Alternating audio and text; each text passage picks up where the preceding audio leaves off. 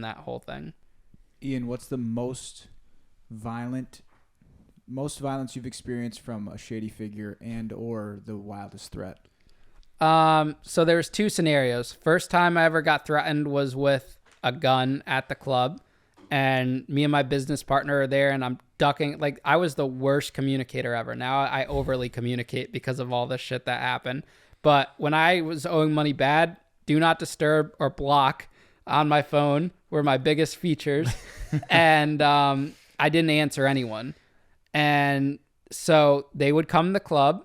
And one day I'm pulled up in the club and they point a gun first at my business partner because he was talking shit. He's like very slick or whatever. And he points a gun at him. And then he points a gun at me. And he's like, start answering your fucking phone. So that was like the first real threat. Holy shit. Then a couple of weeks go by or whatever. And I'm getting better at communicating.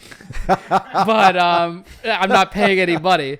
So they drag me into the... They bring me in the basement of the club.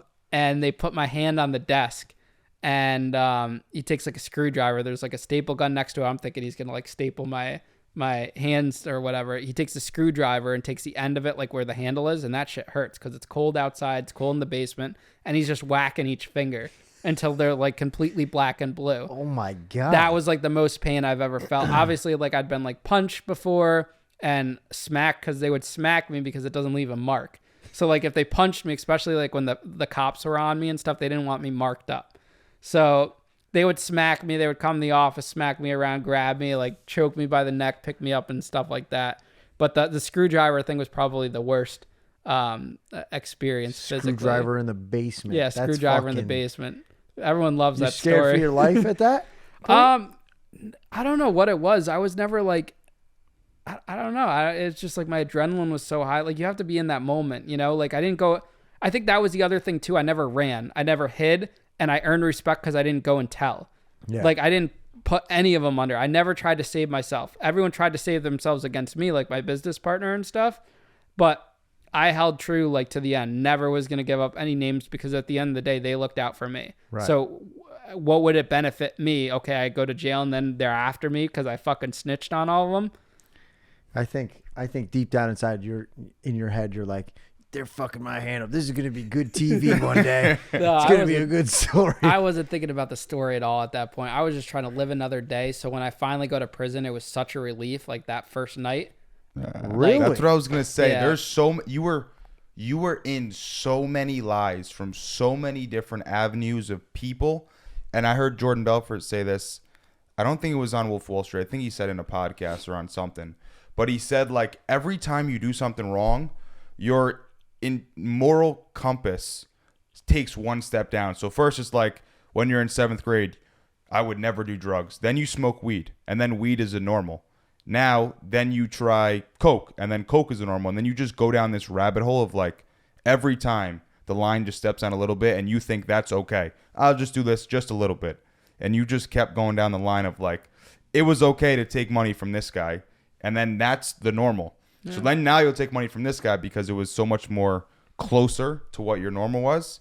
And you just went down this fucking rabbit hole of so many lies of things of different avenues. And you were like, it almost was like there was nothing you even could do, but just be in it and just keep trying to throw shit together to make it work, you know? Yeah, I mean, looking back on it now, it was only going to end up 2 ways. Either me dead, or 3 ways. Me dead, me committing suicide, which is essentially me dead, or going to prison because time heals everything. Yeah. So me getting removed from that situation really changed a lot of things. Did you think, when you were in the midst of it, like you said you owned it for a year, what point did you literally start to say to yourself, like, I want to go to jail, or I want to kill myself? Were there those thoughts, or it just happened? I think there was always like suicidal thoughts, but I wouldn't actually do it. Like there was times I'd be like sitting in my car, just like breaking down, like in tears, because like I like felt so terrible, like about the situation. Mm-hmm. Like, and a lot of people in the public like never saw that aspect. I don't really talk about it like out openly about like how bad the mental state was. Cause at that point,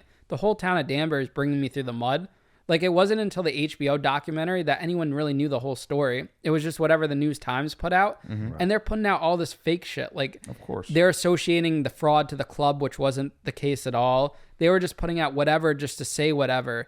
And that like had a huge impact on like my mental health in that aspect. Right. And then seeing all my close friends from high school who I used to take care of, had good relationships with, even like ex-girlfriends, whatever, constantly bash me. Every time an article got shared on Facebook, it's all this crazy shit.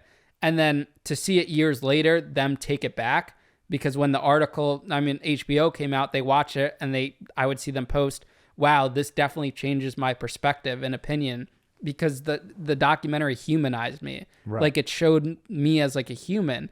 But it's kind of interesting, like everyone's opinion changed just based off an article. You still knew like the me, but just because you heard one statement, that changed everything. Like I think society as like as a whole on a bigger picture really has to think about like what they're posting and what they're sharing just based off of what one person's saying, because you could like affect someone's life. So much influence. There's always two sides to the story, and for a long time you didn't have any platform or anywhere to speak your side of the story. And like, you know, if I heard your story and I didn't get to sit and speak with you in here, obviously you had no malintent in this. You didn't want to fucking hurt nobody. But that's what's so scary about social media today in general, everything. Is that people can throw you. They just curate whatever message that they want to be known to society and the world. They just want the juicy story. And that's the whole problem with social media. That's why fucking Andrew Tate is banned, and that's why he's trying to fight it, is because of that. Right. Because they just canceled Donald Trump, or they cancel whoever it is. Well, they want to paint you as the some scumbag. Stuff's cut and dry. Like if someone kills someone, like look at the Jeffrey Dahmer thing, right? Like that's cut and dry. Like he wasn't such a bad guy. He just wanted to have fun. He just wanted to give you a drink. But like that's cut and dry. Like if someone, like if there's a rape thing or whatever, like there's very specific things, you know, the facts, that and that. I think a story like mine should have been allowed to play out with all the facts, like from both sides. That's what can ruin a reputation. Because at that point, when all that stuff came out, my rep's already brought through the mud. What happens if I was innocent at trial?